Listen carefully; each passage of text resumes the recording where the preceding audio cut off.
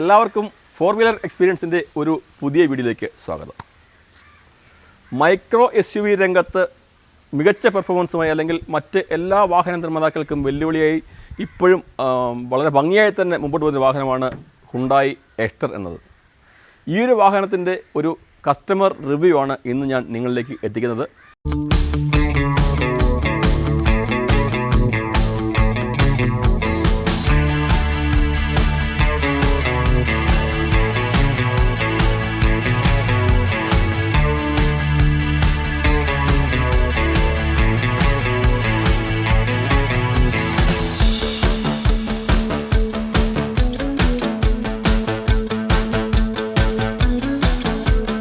അപ്പോൾ നമുക്ക് നമ്മുടെ ഗസ്റ്റിനെ നമ്മുടെ ചാനലിലേക്ക് സ്വാഗതം ചെയ്യാം.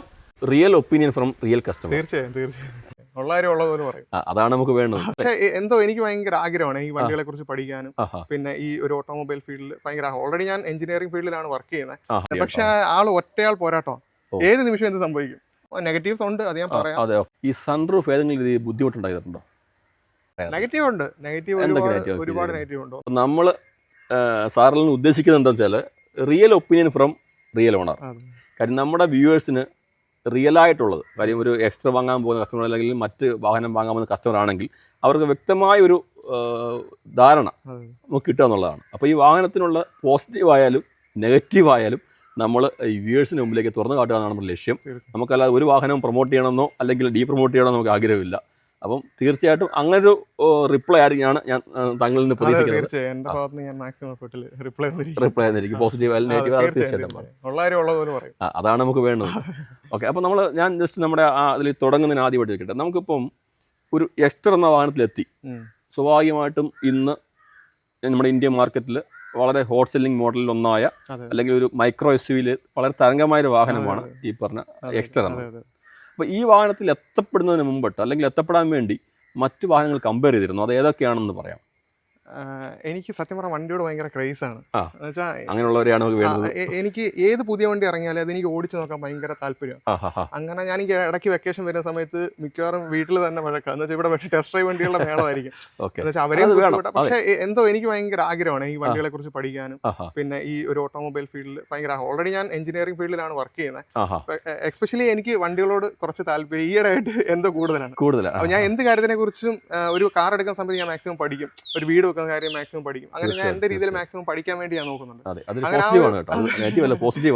അങ്ങനെ ആ ഒരു സമയത്ത് ഒരുപാട് വണ്ടി ടെസ്റ്റ് ഡ്രൈവ് ചെയ്തിട്ടുണ്ട്. ഞാൻ ഓടിച്ചു നോക്കത്തെ ഒട്ടുമിക്ക എല്ലാ വണ്ടി, ക്രെറ്റ, സെൽട്ടോസ്, ജിംനി, സോണറ്റ്, അങ്ങനെ എനിക്ക് സബ് കോമ്പാക്ട് SUV എന്നുള്ള രീതിയിൽ തന്നെ SUV എന്നുള്ള രീതിയിൽ തന്നെ പോയാൽ മതി.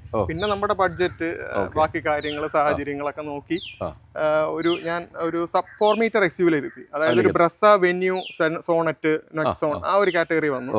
അപ്പോഴും പൈസയുടെ ബുദ്ധിമുട്ടുണ്ട്, വീണ്ടും കുറച്ചും കൂടി.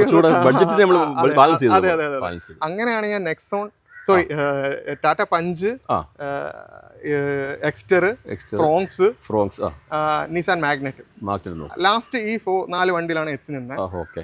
അപ്പം ഈ 4 വണ്ടി നല്ല വണ്ടിയാണ്. അതുപോലെ റെനോൾഡ് കൈഗർ ഈ 4 വണ്ടി ഞാൻ ഓടിച്ചു നോക്കിയിട്ടുണ്ട്. ഇത് മറ്റേ 3 വണ്ടി ടർബോ ആണ്. ടാറ്റ പഞ്ചും ഇതേ ഉള്ളൂ AMT നോർമൽ വിത്തൗട്ട് ടർബോ. അപ്പോ ഈ ഫ്രോങ്സിന്റെ ടെസ്റ്റ് നടത്തിയതും ടർബോ ആണ്. അതെ അതെ അതെ, ഞാൻ വന്നിട്ട് ടർബോ. അപ്പൊ ആ സമയത്ത് ടർബോ വരുമ്പോ ഏതാണ്ട് പ്രൈസിൽ ഒരു 13 സംതിങ്. അതുപോലെ നിസാൻ നല്ല വണ്ടിയാണത്. പക്ഷെ ആള് ഒറ്റയാൾ പോരാട്ടോ, ഏത് നിമിഷം എന്ത് സംഭവിക്കും. നമ്മുടെ ഇപ്പൊ തന്നെ നമ്മുടെ ഫോർഡ് നിർത്തിപ്പോയതിന്റെ കൂട്ട് എന്തെങ്കിലും ഇൻ കേസ് ഒരു ഇത് വന്നു കഴിഞ്ഞാൽ നമുക്ക് പക്ഷെ ഹുണ്ടായി മാരുതി നമുക്ക് ഒന്നും കണ്ണടച്ച വണ്ടി എടുക്കാം. അത് അവർ ഇത്ര വർഷത്തെ പാരമ്പര്യമുണ്ട്. പിന്നെ നമുക്ക് സർവീസ് ആണെങ്കിലും ഈസിയാണ്. മറ്റെന്തുകൊണ്ട് നമുക്കൊന്നും പേടിക്കണ്ട. അങ്ങനെയാണ് ഞാൻ അവസാനം എക്സ്റ്ററിൽ എത്തിപ്പെട്ടത്. എക്സ്റ്ററിൽ എത്താനുള്ള കാരണവും നോക്കുമ്പോൾ ഈ വണ്ടി ഞാൻ ഓൺ ദ റോഡ് 10,40,000 രൂപയാണ് ഞാൻ ഓൺ ദ റോഡ് എടുക്കുന്നത്. വേരിയന്റ് ഏതാണ്? ഇത് ഫുൾ ഓപ്ഷന്റെ തൊട്ട് താഴെ SX. ആ സമയത്ത് 10,40,000 രൂപയ്ക്ക് എടുക്കുന്നത്. അപ്പൊ ആ സമയത്ത് ഇത് 3 മാസം ബുക്കിംഗ് പീരീഡാ വണ്ടി. അപ്പൊ എനിക്കും പ്രതീക്ഷയൊന്നുമില്ല, ബുക്ക് ചെയ്യുന്ന പോകുന്ന അടുത്ത വട്ടം വരുമ്പോൾ മനസ്സിൽ ഇങ്ങനെ ആഗ്രഹമുണ്ട് വണ്ടി എടുക്കണം എന്നുള്ള. അങ്ങനെ പുള്ളി എന്നെ അടുത്ത ദിവസം കോൺടാക്ട് ചെയ്ത്, സാറേ ഒരു വണ്ടി സ്റ്റോക്ക് കിടപ്പുണ്ട്, നമുക്കതങ്ങ് ചെയ്താലോ. ഞാൻ പറഞ്ഞ് അത് എന്തായാലും ഫിനാൻസേ പറ്റത്തുള്ളൂ, അങ്ങനെ ആഗ്രഹമുണ്ട്. ഞാൻ അങ്ങനെ SBI NRIയും കൂടെ ആയതുകൊണ്ട് ഞാൻ ജസ്റ്റ് ബാങ്കിൽ വരെ പോയതാ 2 മണിക്കൂറിനുള്ളിൽ എനിക്ക് ഫിനാൻസ് പാസ്സാക്കി. ഞാൻ ജസ്റ്റ് 4 മണിക്ക് പോയി 6 മണിക്ക് എൻ്റെ അടുത്ത് പറഞ്ഞ അമ്മയും കൂടെ വിളിച്ചോണ്ട് ഒരു ഗ്യാരണ്ടറോട് വേണം ഒപ്പിട്ടു. ഞാൻ അങ്ങനെ പടപടെ 2 മണിക്കൂർ കൊണ്ട് പൈസ ട്രാൻസ്ഫർ ആയി. 3, 4, 5 ദിവസം 5ാമത്തെ ദിവസം വണ്ടി ഇറക്കി. അപ്പോൾ നമ്മുടെ ഒരു ചോദ്യം, ഇപ്പം നമ്മൾ ഈ 4 വണ്ടികൾ നമ്മൾ കമ്പയർ ചെയ്ത് അല്ലെങ്കിൽ നമ്മൾ ടെസ്റ്റ് ചെയ്യണം. അപ്പോൾ ആ ഒരു പഞ്ചായാലും അല്ലെങ്കിൽ ഫ്രോങ്സ് ആയാലും അല്ലെങ്കിൽ മാഗ്നറ്റ് ആയാലും അതിനെക്കാട്ടി എന്തൊക്കെ പ്രത്യേകതകളാണ് അപ്പോൾ നമ്മൾ ഇതിൽ ഒരു മികവ് കണ്ടാണ് ഇത് ബുക്ക് ചെയ്തത്. എക്സിക്യൂട്ടീവ് കഴിവ് മാത്രമല്ല, നമുക്ക് ഇത് ബെറ്റർ എന്ന് തോന്നിയിട്ടാണല്ലോ നമ്മൾ ചെയ്തത്. അത് എന്തൊക്കെയായിരിക്കും നമ്മൾ കൂടുതൽ നമ്മൾ ഇത് ഫ്യൂച്ചർ ലോഡാണ് ഒന്നാമത്. പക്ഷെ അതിനുപരി എഞ്ചിൻ, ഇത് 4 സിലിണ്ടർ എഞ്ചിനാണ്. അത് തന്നെയാണ് മെയിൻ ഫാക്ടർ. അതായത് 4 സിലിണ്ടർ ആകുമ്പോൾ കുറച്ചുകൂടി റിഫൈൻഡ് ആണ്. എഞ്ചിൻ നോയ്സോ വൈബ്രേഷനോ എന്തുകൊണ്ട് 3 സിലിണ്ടറിനെ കുറ്റം പറയല്ല. ഇപ്പൊ ഫ്രോങ്സും 4 സിലിണ്ടർ ആണല്ലോ വരുന്നത്. ഫ്രോങ്സും 1 ലിറ്റർ അല്ല, 3 സിലിണ്ടർ 1.2 3 സിലിണ്ടർ ആണ് ടർബോ. ഓക്കെ, ടർബോ അല്ല 1.2 ടർബോ വരുന്നത്, 1 ലിറ്റർ ടർബോ വരുന്നത്. അപ്പോൾ 1.2 4 സിലിണ്ടർ ആണ്, 1 ലിറ്റർ ടർബോ 3 സിലിണ്ടർ. അപ്പോൾ അത് 3 സിലിണ്ടർ ആയിരുന്നു. പിന്നെ അതിൽ സൺറൂഫ് ഇല്ല. പിന്നെ സൺറൂഫിന്റെ ഒരു വലിയ ക്വസ്റ്റ്യൻ ചോദിക്കാൻ എനിക്ക്, അത് പിന്നെ ചോദിക്കാം, വലിയ ക്വസ്റ്റ്യൻ. പിന്നെ നമ്മള് പണ്ടോട്ടെ ഞാൻ മാരുതി യൂസ് ചെയ്യുന്ന ആളാ. അപ്പൊ മാരുതി ഒന്ന് മാറി ചിന്തിക്കണം എന്നുള്ളൊരു ഇതുണ്ടായിരുന്നു. പിന്നെ ഇതാവുമ്പം ഫ്രോങ്സിനായിട്ട് കുറച്ചൊരു ഹൈറ്റ് ഉണ്ട്. ഒരു ഫ്രോങ്സ് എന്ന് പറയുമ്പോൾ XUV കാറ്റഗറി വരത്തില്ലല്ലോ, ഒരു ക്രോസ് ഓവർ സെഗ്മെന്റ് ആണ് നമ്മൾ നോക്കുന്നത്. പക്ഷെ നമ്മുടെ ഫ്രോൺസ് സക്സസ്ഫുൾ ആയ വാഹനമാണ്. എനിക്കും പേഴ്സണലി എനിക്ക് ഭയങ്കര ഇഷ്ടമുള്ള ഒരു വാഹനമാണ്. അതെ തീർച്ചയായും നല്ല വണ്ടിയാണ്. പക്ഷേ ഇതിൽ ഈ ഒരു ബഡ്ജറ്റിൽ എനിക്ക് 10,40,000 കിട്ടുന്നത് അതിനകത്തില്ല. അതാണ് ഞാൻ ഒന്നാമത് നോക്കിയത്. ഇതാണെങ്കിൽ 6 എയർ ബാഗ് ഉണ്ട്,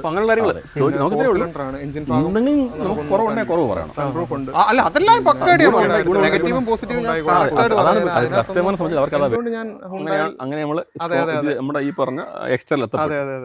അപ്പോൾ ഞാൻ ചോദിക്കാനുള്ള, ഇപ്പോൾ ഈ എക്സ്റ്ററിലേക്ക് എത്തപ്പെട്ടപ്പോൾ അതിന്റെ ഒരു ഡിസൈൻ, ഓവറോൾ ഡിസൈനിൽ നമുക്ക് ഏറ്റവും ഇഷ്ടപ്പെട്ടത് എന്താ? എനിക്ക് ഫ്രണ്ട് പോർഷനാണ്. ഫ്രണ്ട് ഒരു A പില്ലറിന്റെ ഇപ്പുറത്തായിട്ട് നമുക്ക് വളരെ രസം. അതുപോലെ എനിക്ക് B പില്ലർ തൊട്ട് ബാക്കിലോട്ട് ഇഷ്ടമല്ല. പക്ഷെ കണ്ട് ഞാൻ ഇഷ്ടപ്പെട്ടു പോയി. പണ്ട് റിറ്റ്സ് അതേപോലെ ഓവറോളിൽ നമുക്ക് ആ ഒരു ഫ്രണ്ടാണ്, ഇതിന്റെ ഫ്രണ്ട് തന്നെയാണ് ഏറ്റവും ലുക്ക് തോന്നുന്നു. കാര്യം ബാക്കിനെക്കാട്ടിലും കുറച്ചുകൂടെ ഒരു ഫീൽ കിട്ടുന്നത്. അതെ ഇന്റീരിയർ ആണെങ്കിലും നല്ല ഒരു സ്റ്റാൻഡേർഡ് ഇന്റീരിയർ ഉണ്ട്, കാണാൻ ഒരു പ്രീമിയം ലുക്ക് ഉണ്ട്. അപ്പോൾ ഇനിയിപ്പം നമുക്ക് മറ്റൊരു ചോദ്യത്തിലേക്ക് കിടക്കുകയാണെങ്കിൽ, ഇതിപ്പോൾ നമുക്കൊരു വാഹനം നമ്മളെടുത്തു, അതിൻ്റെ പെർഫോമൻസ് ചോദിക്കാതിരിക്കാൻ പറ്റത്തില്ല. പെർഫോമൻസ് ഒരു പ്രധാന ഘടകം തന്നെ. അപ്പം ഈ ഒരു വാഹനം നമ്മളിപ്പോൾ ഇത്രയും ഉപയോഗിച്ച് നമുക്ക് അതിൻ്റെ പെർഫോമൻസിനെ കുറിച്ച് എന്താ അഭിപ്രായം? പെർഫോമൻസ് വെച്ചാൽ നമ്മളുടെ ഇപ്പോഴത്തെ സാഹചര്യം അറിയാലോ, എങ്ങോട്ടിറങ്ങിയാലും ട്രാഫിക്കാണ്. നമ്മൾ ഇവിടുന്ന് കൊട്ടാരക്കര തന്നെ പോയി കഴിഞ്ഞാൽ, അല്ലെങ്കിൽ തിരുവനന്തപുരം പോയി കഴിഞ്ഞാൽ ട്രാഫിക്ക് കൊട്ടാരക്കര 1/2 മണിക്കൂർ കിടക്കണം, അതേ വെഞ്ഞാറമൂട് കിടക്കണം, അങ്ങനെ പോത്തങ്കോട് കിടക്കണം, അങ്ങനെ ട്രാഫിക്കാണ്. അതിന് ഓട്ടോമാറ്റിക് ഞാൻ 100% സാറ്റിസ്ഫൈഡ് ആണ്. ഞാൻ ഫുൾ റിലാക്സ് ആണ്. ക്ലച്ച് ചവിട്ടുണ്ട്, എൻ്റെ ഇടത്തേക്കാലിന് ഒരു മൂവ്മെന്റ്സും ഇല്ല, ഞാൻ ഫ്രീ ആയിട്ടിരിക്കാം. പിന്നെ അതുപോലെ എനിക്ക് ഇതിനകത്ത് ഏറ്റവും ഇഷ്ടപ്പെട്ട എൻ്റെ പാഡൽ ഷിഫ്റ്റ് ആണ്. ആ ഒരു സെഗ്മെന്റിൽ പാഡൽ ഷിഫ്റ്റ് കൊടുത്തത് ഈ വണ്ടിയാണ്. AMDയിൽ പാഡൽ ഷിഫ്റ്റ് വന്ന വണ്ടി. അതെ പാഡൽ ഷിഫ്റ്റ് എന്ന് വെച്ചാൽ അടിപൊളിയാണ്. ഫസ്റ്റ് സെക്കൻഡ് നമുക്ക് സ്റ്റിയറിംഗിൽ തന്നെ കൺട്രോൾ കിട്ടുന്നുണ്ടല്ലോ, നമുക്ക് കൈ മാറണ്ട. അങ്ങനത്തെ RPM ഇൻ കേസ് ഡിലേ ആവുന്ന സമയത്ത് നമുക്ക് ഗിയർ അഡ്ജസ്റ്റ് ചെയ്ത് മുന്നോട്ട് പോകാൻ പറ്റും. നമുക്ക് ഏറ്റവും എനിക്ക് ഓട്ടോമാറ്റിക് വാഹനം നമുക്ക് ഏറ്റവും ഉപകാരപ്പെടുന്ന ട്രാഫിക്കിൽ എത്തുമ്പോൾ. അതെ തീർച്ചയായിട്ടും നമുക്ക് ഏറ്റവും ഉപകാരപ്പെടുന്ന ടെൻഷൻ ഫ്രീ. അതെ നമ്മൾ റിലാക്സ് ആണ്. എനിക്ക് ഉറക്കം വരുവാണ്, നമുക്ക് പ്രത്യേകിച്ച് ചെയ്യാനില്ല. ഭയങ്കര ലേസി ആവും നമ്മൾ. അതെ അപ്പം അതിന് നമുക്ക് ഈ പറഞ്ഞ ഞാൻ ചോദിച്ചില്ല, അപ്പോൾ ഈ ഓട്ടോമാറ്റിക് കംഫർട്ടാണ് ഞാൻ പറഞ്ഞ പെർഫോമൻസ്. നമുക്കൊരു നമ്മൾ വണ്ടി ടെസ്റ്റ് ചെയ്ത് നോക്കുമ്പോൾ തന്നെ നമ്മൾ പെർഫോമൻസ് ഘടകമാണല്ലോ. അപ്പോൾ നമ്മളൊരു ലോങ് ഡ്രൈവ് ചെയ്യുമ്പോഴായാലും അല്ലെങ്കിൽ ഏതെങ്കിലും രീതിയിൽ പെർഫോമൻസ് നമ്മൾ കമ്പയർ കാണുമല്ലോ. പെർഫോമൻസ് അതായത് നമുക്ക് സീറ്റിംഗ് കംഫർട്ട് ആണെങ്കിലും നമുക്ക് ബോഡി റോൾ അങ്ങനത്തെ ഒരു നോ ഇഷ്യൂസ് ആണ്. എനിക്ക് അങ്ങനത്തെ ഒരു ഫീൽ ഇതുവരെ ഉണ്ടായിട്ടില്ല. പിന്നെ സീറ്റിലാണെങ്കിൽ ഹെഡ് മറ്റേ ഇത് അഡ്ജസ്റ്റ് ചെയ്യാൻ പറ്റില്ല, ഹെഡ് അഡ്ജസ്റ്റ് ചെയ്യാൻ പറ്റത്തില്ല. അപ്പോൾ നെഗറ്റീവ്സ് ഉണ്ട്, അത് ഞാൻ പറയാം. അതെ, ഇന്നൊരു വാഹനം തിരഞ്ഞെടുക്കുന്നതിന്റെ ഏറ്റവും പ്രധാനപ്പെട്ട ഘടകമാണ് വാഹനത്തിന്റെ അകത്തെ സ്പേസ് എന്നത്. സ്പേസ് ഒരു പ്രധാന ഘടകമാണ്. അപ്പോൾ സ്പേസിനെ കുറിച്ച് എന്താണ് ഈ വാഹനത്തിന്റെ അഭിപ്രായം? നല്ല സ്പേസ് ഉണ്ട്. അതെ, നല്ല സ്പേസ് ഉണ്ട്. ബാക്കിലൊക്കെ ആണെങ്കിലും ഒരു ബൂട്ട് സ്പേസ് ആയാലും ബൂട്ട് സ്പേസ് തന്നെ 393 ലിറ്റർ ഉണ്ട് ഇഷ്ടംപോലെ. കാരണം ഞാൻ പുറത്താണ്, അപ്പോൾ എനിക്ക് അത്യാവശ്യം ലഗേജ് ഒക്കെ കൊണ്ടുപോകേണ്ട നമ്മൾ എപ്പോഴും ശ്രദ്ധിക്കും ബൂട്ട് സ്പേസ്. അതുപോലെ ഞാൻ ഒരു സബും വെച്ചിട്ടുണ്ട്, അപ്പോൾ അത് വെച്ചതിന് ശേഷമാണെങ്കിലും നല്ല സ്പേസ് ഉണ്ട്. സീറ്റ് 60/40 ഫോൾഡബിൾ ആണോ? അല്ല അതൊരു കുറച്ചും കൂടി, പക്ഷേ എന്നാലും നമ്മൾ സാറ്റിസ്ഫൈഡ് ആണ്. അതെ തീർച്ചയായും. ലെഗ് റൂം ഒക്കെ ആവശ്യമുണ്ട്, ഇഷ്ടംപോലെ നല്ല ലെഗ് റൂം ഉണ്ട്. ബാക്കിലിരിക്കുന്നവർക്കാണെങ്കിലും മുട്ട് തട്ടുന്ന ഒരു പ്രശ്നമില്ല. നല്ല ഹൈറ്റ് ആണ്. ഫ്രോൺസിന്റെ ഒരു പോരായ്മ അതാണ്. ഞാൻ നോക്കുമ്പോൾ എനിക്കൊരു 4 ഇത്ര ഒരു ചെറിയ ഗ്യാപ്പേ കിട്ടുന്നുള്ളൂ. പക്ഷെ ഇതെന്ന് പറഞ്ഞാൽ നല്ല നല്ല സ്പേസ് ഉണ്ട്, ഹെഡ് റൂം ഉണ്ട്, ഹെഡ് റൂമും ലെഗ് റൂമും ഓക്കെയാണ്. പിന്നെ ബൂട്ടിൽ ഈ പറഞ്ഞ 300 സംതിങ് 393 ലിറ്റർ ആണ് നമുക്കുണ്ട്. അത്യാവശ്യം നല്ല ബൂട്ട് സ്പേസ് ആണ്. അതെ ആ ഒരു സെഗ്മെന്റ് വൈസ് നോക്കുമ്പോൾ നല്ല ബൂട്ട് സ്പേസ് ആണ്, 300 നല്ല ബൂട്ട് സ്പേസ് ആണ്. പിന്നെ നമുക്ക് ഈ ഒരു വാഹനത്തിനെ കുറിച്ച് എടുത്തു വെക്കേണ്ട കാര്യം AC യെ കുറിച്ചാണ്. കാര്യം ഇത് ഓൾറെഡി ഓട്ടോമാറ്റിക് അപ്പോൾ AC-യുടെ പെർഫോമൻസ് എങ്ങനെയാണ്? AC നമ്മൾ രാത്രിയിലൊക്കെ ഓവർ കൂളിംഗ് ആണ്, തണുത്ത് ചിലപ്പോൾ മരവിച്ചായിരിക്കും വരുന്നത്. എന്ന് വെച്ചാൽ ഉണ്ടായ AC എനിക്ക് നല്ല അടിപൊളിയാണ്, നല്ല AC ആണ്. ഞാൻ ഒന്നിലൊക്കെ, അതായത് ഫാൻ സ്പീഡ് 1-ലൊക്കെ ആയിരിക്കും ഇടുന്നത്, എന്നാലും ഞാൻ ബാക്കി വെന്റെല്ലാം ഓഫ് ചെയ്തിട്ടേക്കുന്നതുകൊണ്ട് നല്ല പെർഫോമൻസ് ആണ്. പക്ഷേ ബാക്കിലും അവർ കൊടുത്തിട്ടുണ്ട്, സെക്കൻഡ് റോയിലും റിയർ AC വെന്റ് ഉണ്ട്. പക്ഷെ അതിന് അത്ര ഒരു പവർ ഇല്ല. പക്ഷെ ഫ്രണ്ട് നല്ല AC, നല്ല കംഫർട്ടാണ്. മറ്റൊരു കാര്യം, നമ്മുടെ ഇൻഫോർടൈൻമെന്റ് സിസ്റ്റം നമുക്ക് വരുന്നുണ്ടല്ലോ, അതിന്റെ പെർഫോമൻസ് നമ്മൾ പ്രതീക്ഷിച്ച രീതിയിൽ, അല്ലെങ്കിൽ നമ്മളിപ്പോൾ ഇന്നത്തെ യുവതലമുറയ്ക്ക് വേണ്ടുന്ന എല്ലാം അതിനകത്തുണ്ടോ, എന്തൊക്കെയാണ് താഴെ വരുന്നത് നോക്കി. ഈ ടാറ്റയൊക്കെ ഹാർമൻ JBL അങ്ങനെ വെച്ച് കൊടുത്തിട്ട് പോലും അത് ഹാങ് ആവുന്ന കേസുകൾ പലപ്പോഴും ഞാൻ റിവ്യൂല് കണ്ടിട്ടുണ്ട്. പക്ഷെ ഇത് സാധാ ഒരു ഇൻഫോർടൈൻമെന്റ് സിസ്റ്റം ആണ്. പക്ഷെ ഇന്ന് വരെ അതിന്റെ ഹാങ്ങോ മറ്റു പ്രശ്നമോ കാര്യങ്ങളൊന്നും ഇല്ല. പിന്നെ ഇത് ബാക്കിലെ ക്യാമറ നമുക്ക് ഓട്ടത്തിൽ DVR ആ ഒരു ഓപ്ഷൻ ഉണ്ട്. അപ്പോൾ നമ്മൾ റൺ ആയിക്കൊണ്ടിരിക്കുന്ന സമയത്ത് തന്നെ നമുക്ക് ബാക്കിലെ ക്യാമറ ഓപ്പൺ ആക്കി ഇടാം. ഓട്ടോമാറ്റിക് റെക്കോർഡിംഗ് ഇല്ല, പക്ഷെ നമുക്ക് കാണാം, ബാക്ക് കാണാം നന്നായിട്ട്. ക്യാമറ ആണെങ്കിലും കമ്പനി തന്നെ ഇൻബിൽഡ് ആണ്, നല്ല ക്യാമറ. നല്ല 360 ക്യാമറ അങ്ങനെയൊന്നും നമുക്ക് ഒന്നും വെച്ചിട്ടില്ല, നമ്മൾ ചെയ്തതില്ല, നമുക്ക് വരുന്നത് ഇല്ല. സൗണ്ട് സിസ്റ്റം ആണെങ്കിലും നല്ല സൗണ്ട് സിസ്റ്റം, മോശമായിട്ട് നമുക്കൊന്നും പറയില്ല. മ്യൂസിക് ആയാലും നല്ല സൗണ്ട്, നാവിഗേഷൻ ആയാലും എല്ലാം ബെറ്റർ ആണ്, ഹാങ്ങിങ് പ്രശ്നങ്ങളൊന്നുമില്ല. ഇനി എനിക്ക് ചോദിക്കാനുള്ളത്, ഇപ്പം ഞാനിപ്പോൾ ഇത് വീഡിയോ ചെയ്യണമെന്ന് ആഗ്രഹിക്കുന്ന ചോദ്യമാണ്. ഇപ്പം ഇതിനകത്ത് സൺറൂഫ് ഉണ്ടെന്ന് പറഞ്ഞു, ഈ സൺറൂഫ് ഏതെങ്കിലും രീതിയിൽ ബുദ്ധിമുട്ടുണ്ടായിട്ടുണ്ടോ? ബുദ്ധിമുട്ടായിട്ട് എനിക്ക് ഇതുവരെ തോന്നിയിട്ടില്ല. ഞാൻ ചോദിക്കാൻ കാര്യമൊന്നുമല്ല, എൻ്റെ ഒരു സുഹൃത്ത് ഇതുവരെ, കാരണം ഞാൻ ചോദിക്കാൻ എൻ്റെ സുഹൃത്ത് ഒരു വണ്ടി എടുത്തിരുന്നു, മോഡൽ ഞാനിപ്പോൾ അത് പറയുന്നില്ല. അത് സൺറൂഫ് എടുത്ത അദ്ദേഹത്തിന് ഏറ്റവും വലിയ പ്രശ്നം എന്ന് വെച്ചാൽ ഉച്ചയ്ക്ക് വണ്ടി ഓടിക്കുമ്പോൾ ഇനി എത്ര AC ഇട്ടാലും വാഹനത്തിന് ചൂടാണ്. അല്ല, സൺറൂഫ് മറ്റേ നമുക്ക് അതിനുള്ളിലൊരു കവറിങ് ഉണ്ട്, ക്ലോസ് ചെയ്തിട്ട് പോലും വാഹനത്തിനകത്ത് അദ്ദേഹം ഒരു കംപ്ലൈന്റ് തന്നെ പറയുകയാണ്. പിന്നെ കാലപ്പഴക്കം ചെല്ലുമ്പോൾ എന്താണ് സിറ്റുവേഷൻ? ഇത് കാലപ്പഴക്കം പുതിയ ഒരു 22 ലക്ഷം രൂപയുടെ വാഹനമാണ്. 22 ലക്ഷം രൂപ. അല്ല, 22 ലക്ഷം അത് പ്രശ്നം എന്ന് വെച്ചാൽ ഇത് പനോരമിക് സൺറൂഫ് അല്ല, ഇത് ഒരു നോർമൽ സൺറൂഫാ. പനോരമിക് ആകുമ്പോൾ അത്രയും ഫുള്ള് കിടക്കുമ്പോൾ ചിലപ്പോൾ വെയിലടിക്കുമ്പോൾ ചിലപ്പോൾ ആ ബുദ്ധിമുട്ട് വരാൻ ചാൻസ് ഉണ്ട്. എനിക്ക് അതിന്റെ ഒരു ഒരുപാട് കസ്റ്റമർ ചോദിക്കാൻ ഞാൻ ഒരു വീഡിയോ ചെയ്യുന്നുണ്ട്. അല്ല, ഉച്ച സമയത്ത് എനിക്ക് ഈ പറഞ്ഞ AC-യിൽ കൂളിംഗ് കുറവായിട്ട് തോന്നും. അതായത് ഒരു നല്ല ഹൈ വെയിലുള്ള സമയത്ത് നമുക്ക് AC-യിൽ അത്രയും പെർഫോമൻസ് കിട്ടുന്നില്ല. വളരെ ഫ്രാങ്ക്ലി ചോദിക്കാം, ഈ ഒരു വാഹനം നമ്മൾ ഇഷ്ടപ്പെടുന്ന വാഹനം, പൈസ കൊടുത്തെടുത്ത വാഹനം ഉപയോഗിച്ച് ഇതിന്റെ നെഗറ്റീവുകൾ പറയാൻ പറഞ്ഞാൽ എന്ത് പറയും? നമ്മൾ എന്ത് കാര്യം എടുത്താലും നെഗറ്റീവും പോസിറ്റീവും ഇല്ലാതെ പലരും പറയാറില്ല. ഞാൻ പൈസ കൊടുത്ത് മേടിച്ച വാഹനമാണ്, ഞാൻ എന്റെ നെഗറ്റീവ് പലരും പറയാം. നെഗറ്റീവ് ഉണ്ട്, ഒരുപാട് നെഗറ്റീവ് ഉണ്ട്. ഒന്നാമത് നമുക്ക് ഈ പറഞ്ഞ ഹെഡ് റെസ്റ്റ് ഇല്ല, അഡ്ജസ്റ്റബിൾ അല്ല, സീറ്റിങ്ങിന് തന്നെ അഡ്ജസ്റ്റബിൾ അല്ല. അപ്പൊ എനിക്കിപ്പം സീറ്റ് കവർ അടിക്കുന്ന സമയത്ത് ഞാൻ എക്സ്ട്രാ ഫിറ്റ് ചെയ്ത് ചെയ്യാൻ വേണ്ടി ശ്രമിച്ചായിരുന്നു. പക്ഷെ അതിനകത്ത് എയർ ബാഗ് വരുന്നതുകൊണ്ട് അതൊന്നും ചെയ്യാൻ പറ്റില്ല. അല്ല, സീറ്റ് കവർ ചെയ്യാം, പക്ഷെ ഹെഡ് റെസ്റ്റ് എക്സ്ട്രാ ഫിറ്റിംഗിൽ മോഡിഫൈ ചെയ്ത് ചെയ്യാൻ വേണ്ടി ഞാൻ നോക്കിയായിരുന്നു. ആ സമയത്ത് എയർ ബാഗ് ഉണ്ടായത് അവർക്ക് ഒന്നും ചെയ്യാൻ പറ്റത്തില്ല. നെഗറ്റീവുകൾ പറയുന്നത് ഏറ്റവും പ്രധാനപ്പെട്ട ഏറ്റവും നമുക്ക് ഫീൽ ചെയ്ത് പറയാൻ പറഞ്ഞ ഏത് പറയും? അതാണ് ഒന്നാമതായിട്ട് നമുക്ക് ആ സീറ്റിന്റെ ഹെഡ് റെസ്റ്റ് ആണ്. രണ്ടാമതായിട്ട് നമ്മൾ പറയുകയാണെങ്കിൽ നമുക്ക് ഈ ബാക്കിലെ നമുക്കൊരു 3 പേരിരിക്കുന്ന സമയത്ത് ഇത് നന്നായിട്ട് താഴും, ഈ ഗ്യാപ്പ് നന്നായിട്ട് താഴും. അപ്പൊ നമ്മൾ പുറത്തിറങ്ങി നോക്കുവാണെങ്കിൽ നമ്മൾ ഇത് തട്ടുമോ എന്നുള്ളൊരു പേടിയുണ്ട്. പക്ഷെ തട്ടത്തില്ല, എങ്കിലും കാണുന്നവർക്കും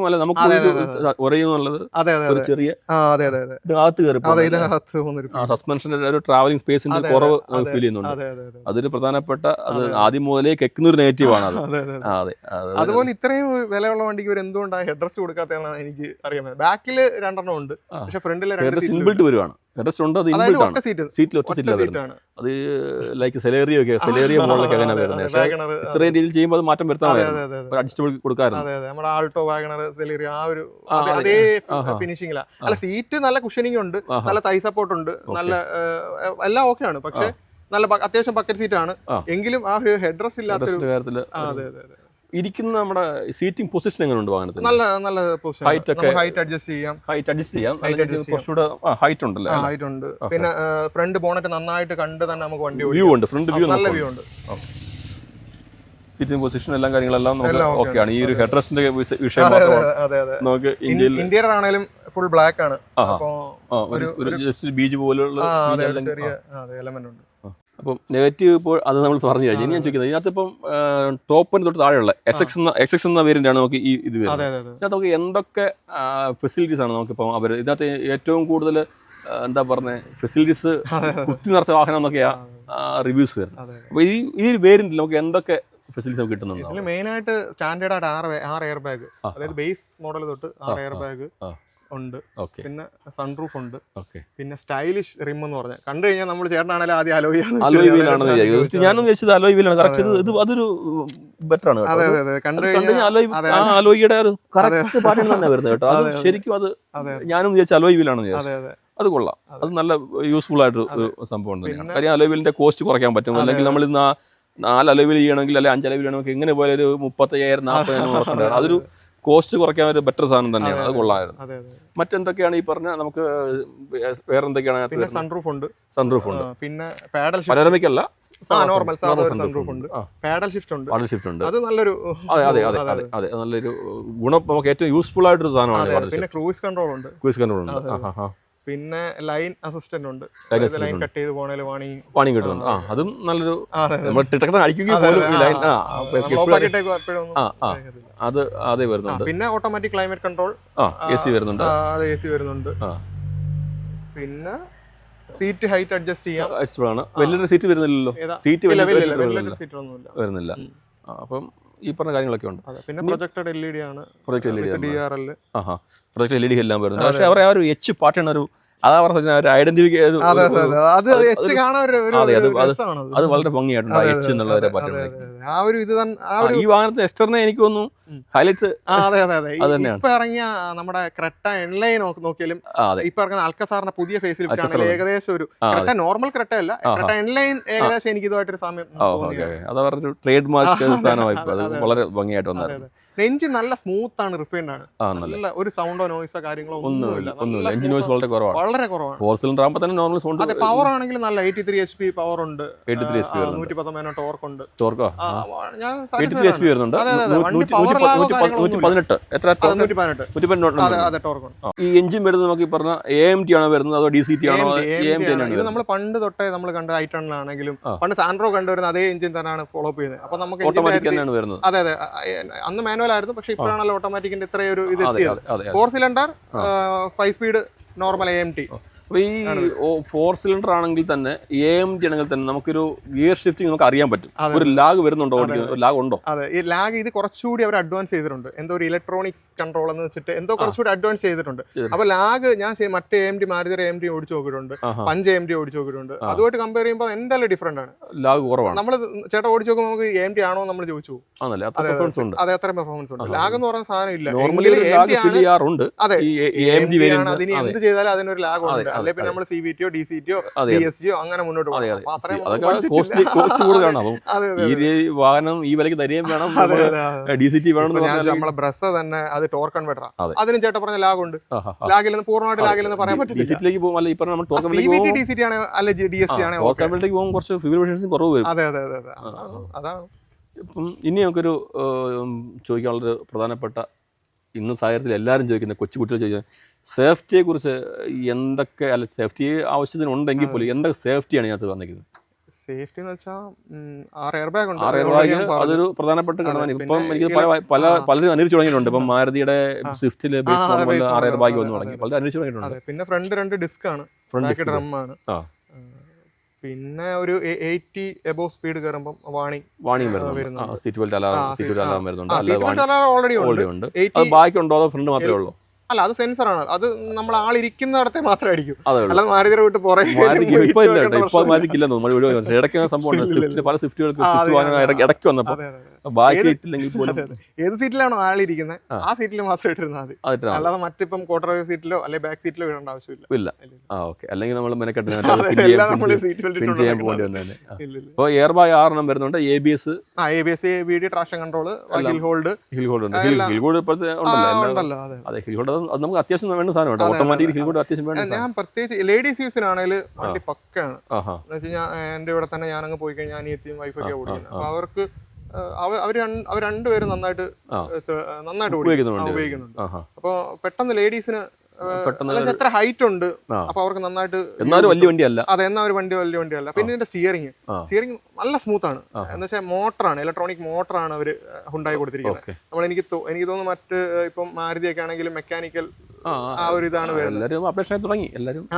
മാർക്കറ്റ് ഹോട്ടാണ്, മാർക്കറ്റ് വളരെ ടൈറ്റ് ആണ്. സ്റ്റിയറിംഗ് ഒരു രക്ഷയില്ല, അത് അടിപൊളിയാണ്.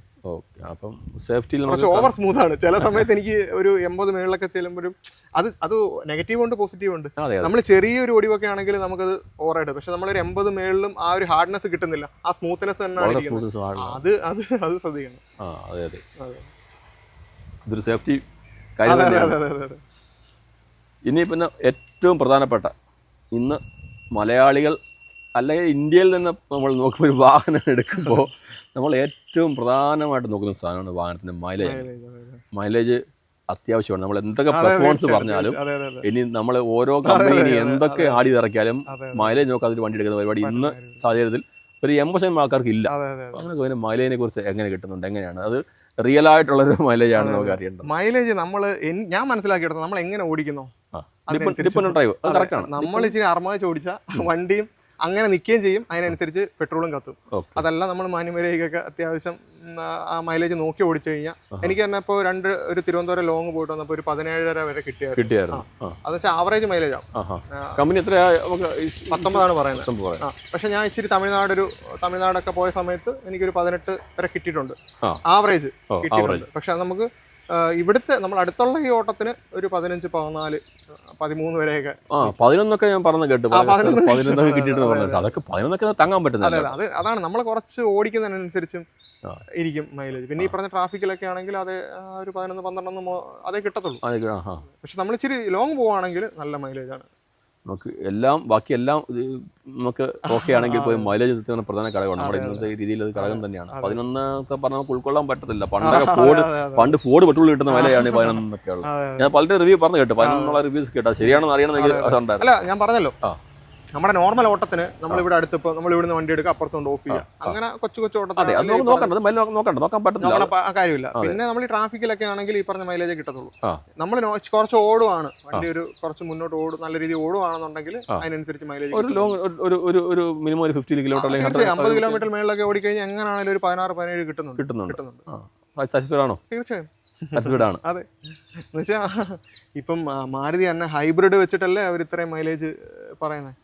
അല്ലാതെ മാരുതി ഞാൻ ഒരു വീഡിയോ ചെയ്തിട്ടുണ്ടായിരുന്നു, ഒരു ബലേനോ വാഹനത്തിന് 27 മൈലേജ് കിട്ടുന്നു പറഞ്ഞു. അത് അതുവരെ കാണിച്ചിട്ടുണ്ട്. ബലേനോ മൈലേജ് ഉണ്ട്. അല്ല, ബലേനോ അല്ല, മാരുതിയുടെ മിക്കവാറും എല്ലാ വണ്ടികൾക്ക് മൈലേജ് ഉണ്ട്. ഉണ്ടായുടെ മണ്ട് തൊട്ടുള്ള പോരായ്മ മൈലേജ് ഇല്ല. അതെ, ഇപ്പൊ ഇറങ്ങുന്ന വണ്ടിക്ക് കുറച്ചുകൂടി ഇമ്പ്രൂവ്മെന്റ് ആയിട്ടുണ്ട്. പിന്നെ നമ്മൾ മൈലേജും വേണം, എല്ലാം നമ്മുടെ എല്ലാം കണ്ടേ. അപ്പോൾ ഇനിയിപ്പോൾ ചോദിക്കുന്നത്, ഇപ്പോൾ ഒരു പുതിയ വാഹനം, ഒരു എക്സ്ട്രാ വാഹനം തിരഞ്ഞെടുക്കാനും വരുന്നൊരു കസ്റ്റമർ, അല്ല അദ്ദേഹം ഒരു വാഹനം എടുക്കണമെന്ന് ആഗ്രഹമുള്ള കസ്റ്റമർ, ആ കസ്റ്റമറുടെ ഈ വാഹനത്തെക്കുറിച്ച് ഒരു ഓവറോൾ അഭിപ്രായം പറയാം. എന്താ അഭിപ്രായം പറയുന്നത്? ഓവറോൾ അഭിപ്രായം പറഞ്ഞാൽ ലേഡീസ് യൂസിനാണെങ്കിൽ വണ്ടി നല്ലതാണ്. ജെൻസിന് മോശമല്ലെന്നല്ല, നമുക്ക് ജെൻസിന് യൂസ് ചെയ്യുമ്പോൾ നമുക്ക് കുറച്ച് ഇച്ചിരി ഇതായിട്ട് ഓടിക്കേണ്ടവർക്ക് പാഡൽ ഷിഫ്റ്റ് ഉണ്ട്. അത് നേരത്തെ പറഞ്ഞു, ഞാൻ മിക്കവാറും പാഡൽ ഷിഫ്റ്റ് വെച്ച് തന്നെയാണ് ഇപ്പോൾ യൂസ് ചെയ്തുകൊണ്ടിരുന്നത്. എന്ന് വെച്ചാൽ അത് ഉപയോഗിച്ച് കഴിഞ്ഞാൽ പിന്നെ നമ്മൾ അതിലേ അങ്ങ് അഡിക്റ്റ് ആയി പോകും. എന്ന് വെച്ചാൽ ഗിയർ അപ്പ് ആൻഡ് ഡൗൺ ചെയ്ത് ആ ഒരു RPM ത്രോട്ട് കൊടുത്ത് ഇങ്ങനെ ആ ഒരു ഫീലാണത്. പിന്നെ നല്ല വണ്ടിയാണ്. ഇന്ന് വരെ എനിക്കിതിന് ഒരു നെഗറ്റീവ്, അതായത് നമ്മൾ വഴി കിട്ടിയിട്ടില്ല. പിന്നെ ഒരു കംപ്ലൈന്റ്, മേജറായിട്ടുള്ള കംപ്ലൈന്റോ കാര്യങ്ങളൊന്നും 5000-6000 കിലോമീറ്റർ അടുപ്പിച്ചായി. പിന്നെ സർവീസ് ആണെങ്കിലും ഹുണ്ടായുടെ സർവീസിൽ ഞാൻ 100% സാറ്റിസ്ഫൈഡ് ആണ്. ഒരു ഫസ്റ്റ് സർവീസേ കഴിഞ്ഞിട്ടുള്ളൂ. അന്ന് സർവീസ് കഴിഞ്ഞ് എന്നെ ആദ്യം അവിടെ നിന്ന് വിളിച്ചു, ആ സർവീസ് സെന്ററിൽ നിന്ന് വിളിച്ചു, പിന്നെ അതിന്റെ ഹെഡ് വിളിച്ചു, പിന്നെ പോപ്പുലറിന്റെ മാനേജർ വിളിച്ചു, അങ്ങനെ ഒരു 4-5 വട്ടം വിളിച്ചു. അങ്ങനെ അവസാനം ഞാൻ അങ്ങോട്ട് പറഞ്ഞു, ചേട്ടാ നമ്മൾ ഈ മറ്റ് വണ്ടികളുടെ സർവീസും മോശം അതെ, ഞാൻ പേരെടുത്ത് പറയുന്നില്ല. നമുക്ക് ആരെയും കൂട്ടി കാണിക്കുകയും വേണ്ട, കുറച്ച് കാണിക്കുകയും വേണ്ട. അതെ, അങ്ങനത്തെ ഒരു സിറ്റുവേഷനിൽ ഹുണ്ടായി മാരുതി ആ കാര്യത്തിൽ സർവീസിന്റെ കാര്യത്തിൽ പക്കയാണ്. പിന്നെ നമുക്ക് എന്തെങ്കിലും ഉണ്ടെങ്കിലും നമുക്ക് ഒരു കോൺഫിഡൻസ് ആണ്, അവർ വൃത്തിയായിട്ട് ചെയ്യുമല്ലോ എന്നുള്ളൊരു ഇതുണ്ട് ഹുണ്ടായിൽ.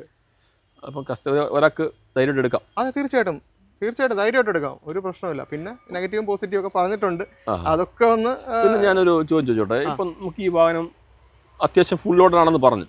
ഇപ്പം ഈ വാഹനത്തിൽ എനിക്ക് ഇതുകൂടി ഉണ്ടായിരുന്നെങ്കിൽ കൊള്ളാമായിരുന്നു എന്ന് തോന്നി എന്തെങ്കിലും ഒരു ഫംഗ്ഷൻ അല്ലെങ്കിൽ എന്തെങ്കിലും സാധനം വണ്ടി ഉണ്ടോ ഇതുകൂടി ഉണ്ടായിരുന്നെങ്കിൽ കൊള്ളായിരുന്നു എന്ന് തോന്നിയിട്ടുണ്ടോ എപ്പോഴെങ്കിലും?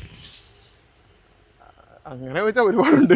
പറഞ്ഞോ, പക്ഷെ നമ്മൾ ഈ ഒരു വിലയ്ക്ക് നമ്മൾ നമുക്ക് ചെയ്യാൻ പറ്റും. ക്യാമറ ഉണ്ടായിരുന്നെങ്കിൽ കൊള്ളായിരുന്നു. പക്ഷെ അതിലുപരി മറ്റേ നമ്മുടെ ഡാഷ് ക്യാം, ഇതിന്റെ തൊട്ടടുത്ത മോഡൽ ഡാഷ് ക്യാം വരുന്നുണ്ട്. അപ്പൊ എന്ന് വെച്ചാൽ ഇപ്പൊ ഇന്നലെ തന്നെ കൊട്ടാരം പോയപ്പോ ഒരു ആക്സിഡന്റ് ഉണ്ടായി, മറ്റൊരു ആക്സിഡന്റ്. അപ്പൊ നമ്മുടെ ഭാഗത്ത് മിസ്റ്റേക്ക് ഇല്ലെങ്കിൽ പോലും ചിലപ്പോൾ പ്രൂവ് ചെയ്യാൻ പറ്റത്തില്ല. പക്ഷെ ഈ ഒരു അവസ്ഥയിൽ ഡാഷ് ക്യാം വളരെ ഇമ്പോർട്ടന്റ് ആണ്. എന്നുവെച്ചാൽ ഡെയിലി ഒരുപാട് ആക്സിഡന്റ് മറ്റു പ്രശ്നങ്ങൾ ഒക്കെ നടക്കുന്ന ആ ഒരു സാഹചര്യത്തിൽ ഡാഷ് ക്യാം കൂടെ ഉണ്ടായിരുന്നെങ്കിൽ നല്ലതായിരുന്നു. മറ്റെന്തെങ്കിലും ഇല്ല, മറ്റേ കുറവായിട്ട് ഇല്ല. അപ്പോൾ ഞാൻ വേറെ ചോദിച്ചിട്ടാ, ഇപ്പോൾ നമുക്ക് ഈ ഒരു വാഹനം ഉപയോഗിച്ചു, ഹാപ്പിയാണ്. ഇതിനകത്ത് ഏറ്റവും ഇഷ്ടപ്പെട്ട ഒരു സംഭവം എന്താണ്? ഇഷ്ടപ്പെട്ട പറയാൻ അതേ പറയത്തുള്ളൂ. അതെ, അത് എന്ന് വെച്ചാൽ ഞാൻ ഓൾറെഡി പറഞ്ഞല്ലോ, എനിക്ക് ഡ്രൈവിംഗ് ഭയങ്കര ഒരു ഇഷ്ടമാണ്. അപ്പോൾ നോർമൽ ഇങ്ങനെ വണ്ടിയുടെ RPM സെൻസ് ചെയ്ത് പോകാൻ എനിക്ക് ഒന്നാമതേ വണ്ടി കയറി ഉറക്ക ഫീലാണ്. ഭയങ്കര ഉറക്കം എന്ന് ഉദ്ദേശിച്ചത് അത്രയും കംഫർട്ട് ഉണ്ട്, അത്രയും റിലാക്സ് ആണ്. മറ്റേതാണ് നമ്മൾ ക്ലച്ച് ഓടണം, ഗിയർ മാറണം. അല്ല, അതൊരു ഹരമാണ്. എങ്കിൽ പോലും ഇപ്പോഴത്തെ ഒരു ട്രാഫിക്കും അത് നമുക്ക് കുറച്ച് ഓടി കഴിയുമ്പോൾ നമുക്ക് മനസ്സിലാവും. നമ്മളിപ്പോൾ എല്ലാ കാര്യങ്ങളും ഈസിയൊക്കെ നോക്കിക്കൊണ്ടിരിക്കുമല്ലോ, എല്ലാം ഈസിയിലോട്ട് വന്നിരിക്കുക. നമ്മൾ ഒരിക്കലും ഹാർഡായിട്ട് നമ്മൾ ചിന്തിക്കത്തില്ല. അതെ. അപ്പൊ ഞാൻ ഈ ഓട്ടോമാറ്റിക് എടുത്ത സമയത്ത് എൻ്റെ അടുത്ത് ഒരുപാട് പേര് ചോദിച്ചിട്ടുണ്ടായിരുന്നു, എന്തിനാ ഈ ഓട്ടോമാറ്റിക് എടുത്തേ, മാനുവൽ എടുത്താൽ പോരായിരുന്നു. അതെ. പക്ഷെ അവരോടൊക്കെ എനിക്ക് പറയാനുള്ളത്, നിങ്ങൾ കുറച്ച് ഓട്ടോമാറ്റിക് ഓടിച്ചു കഴിഞ്ഞാൽ നിങ്ങൾ ഒരു ലോങ് ഓട്ടോമാറ്റിക് കൊണ്ട് പോയിട്ട് തിരിച്ചു വന്നാൽ നിങ്ങൾ സ്വാഭാവികമായിട്ടും തിരിച്ചു ഓട്ടോമാറ്റിക് എടുത്താൽ മതിയായിരുന്നു, മാനുവൽ എടുക്കണ്ടായിരുന്നു. നമ്മുടെ ഇപ്പോഴത്തെ ഈ ഇറങ്ങുന്ന മൊത്തം ഓട്ടോമാറ്റിക് യുവോ അല്ലേ? കാരണം നമ്മുടെ EV തന്നെ എങ്ങനെ മാനുവലി ഓടി? അത് ആ ഒരു മോട്ടറൈസ്ഡ്, അത് ഓട്ടോമാറ്റിക്കലല്ലേ ഓടും. അതുപോലെ നമ്മളൊരു BMW ഓടി, അങ്ങനെ ബെൻസ്, എന്ത് ഇതിനകത്തൊന്നും ഉണ്ടല്ലോ. ഇൻ കേസ് മാനുവലി ഓടിക്കണമെങ്കിൽ നമുക്ക് പാഡൽ ഷിഫ്റ്റ് ഉണ്ട്, അല്ലെങ്കിൽ ഗിയർ തന്നെ അഡ്ജസ്റ്റ് ചെയ്യാം. നമ്മളെല്ലാം ഈസി ആയിക്കൊണ്ടിരിക്കുന്നത്. ഇനിയിപ്പം മാറും കേട്ടോ, ഒരു 5 വർഷം കഴിയുമ്പോഴത്തേനൊക്കെ ഫുള്ളി ഓട്ടോമാറ്റിക് വരും. അതേ വന്ന് പറ്റുള്ളൂ, ആൾക്കാർ അതിലേക്ക് മാറും. ഇത് പലരും പ്രശ്നം സംഭവിക്കുന്ന വെച്ചാൽ, ഞാനൊരു വീഡിയോ ചെയ്തിട്ടുണ്ട് നേരത്തെ. ഇപ്പൊ ഈ നമ്മള് ആശാമാരോട് ചോദിക്കും, ആശാമാരെന്ന് പറഞ്ഞാൽ ഒരു 10, 50, 60 ആൾക്കാർ, അവർ ചോദിക്കും ഏത് എടുക്കണം. അവർ മാനുവൽ ഗിയർ ഓടിക്കുന്ന സുഖം അല്ല, അവര് ചിന്തിക്കുന്ന വെച്ചാൽ ആ വണ്ടിക്കാണ് പവർ കൂടുതൽ. സെയിം സ്പെക്ക് ആണ്, എഞ്ചിൻ സ്പെക്ക് നോക്കി കഴിഞ്ഞാൽ സെയിം ആണ്. പക്ഷെ അവര് ചിന്തിക്കുന്ന വെച്ചാൽ മാനുവൽ വണ്ടിക്കാണ് പവർ കൂടുതൽ, ഓട്ടോമാറ്റിക് വണ്ടിക്ക് പവർ ഇല്ല. അതൊന്നും ഒരിക്കലും അവർക്കതാണ് സൂട്ടേ. അവരത് അഭിപ്രായം പറയുന്നത്, ഇത് മറ്റേത് ചുമ്മാ വണ്ടി നമ്മുടെ റോഡ് കണ്ടീഷനാണ്, ഇത് ഗൾഫിലേക്കുള്ള സാധനം ഓട്ടോമാറ്റിക്. വളരെ ഒത്തിരി പേര് പറഞ്ഞു കേട്ടോ. ഓക്കെ. അപ്പം ഒരു എക്സ്ട്രാ എടുക്കാൻ പറ്റുന്ന കസ്റ്റമറിന് ഈ ഒരു 1-2 നെഗറ്റീവ്സുകൾ നമ്മൾ ചൂണ്ടിക്കാട്ടി. അത് നമുക്ക് ഈ പറഞ്ഞ ഒരു വലിയ നെഗറ്റീവ്സുകളൊന്നും അല്ല. ഒന്നിപ്പോ നമ്മൾ ടയറിന്റെ ആ ഒരു, അല്ലെങ്കിൽ ആ സസ്പെൻഷൻ ട്രാവൽ ആംബ്രസ്റ്റ് ഇല്ലാത്ത ചെയ്തിട്ടുണ്ട്. വണ്ടി അത്യാവശ്യം എല്ലാം കമ്പനി തന്നെ, റൂഫ് റെയിൽ ആണെങ്കിലും റിവേഴ്സ് സ്പോയിലർ ആണെങ്കിലും അതെല്ലാം ഇൻബിൽഡ് വരുന്നതാണ്. പേയ്മെന്റ് ഒന്നും ആയിട്ട്, അത് അക്സസറി പേയ്മെന്റ് ഒന്നും ആയിട്ടില്ല. അപ്പം ധൈര്യമായിട്ട് ഒരാൾക്ക് വാഹനം എടുക്കാം, തീർച്ചയായിട്ടും. പ്രശ്നങ്ങളൊന്നും ഒരു പ്രശ്നമില്ല. ഈ 1-2 നമ്മൾ ചൂണ്ടിക്കാട്ടിയ പ്രശ്നങ്ങൾ ഇപ്പോ അതൊക്കെ നമ്മൾ പറഞ്ഞ നമുക്ക് കിട്ടിയ ചെറിയ കാര്യങ്ങൾ. അതെ, ചെറിയൊരു കാര്യങ്ങൾ. അപ്പോൾ 100 സാറ്റിസ്ഫൈഡ് ആണ്, തീർച്ചയായിട്ടും. അപ്പം നമ്മുടെ 4-വീലർ എക്സ്പീരിയൻസ് എന്ന നമ്മുടെ ഒരു ചെറിയ ചാനലിന് വേണ്ടി ഇത്രയും സമയം സ്പെൻഡ് ചെയ്യുകയും, ഒപ്പം തന്നെ വളരെ വ്യക്തമായും കാര്യം നെഗറ്റീവുകളൊന്നും മറച്ചു വയ്ക്കാതെ, അല്ലെങ്കിൽ അതിൻ്റെ പോസിറ്റീവുകളൊന്നും നമ്മൾ ഹൈഡ് ചെയ്യാതെ, എന്തായാലും നമ്മൾ വളരെ വ്യക്തമായ രീതിയിലൊരു റിവ്യൂ പ്രേക്ഷകർക്ക് വേണ്ടി നൽകിയ താങ്കൾക്ക് 4-വീലർ എക്സ്പീരിയൻസിൻ്റെ എല്ലാവിധ ഭാവങ്ങളും. Okay, welcome.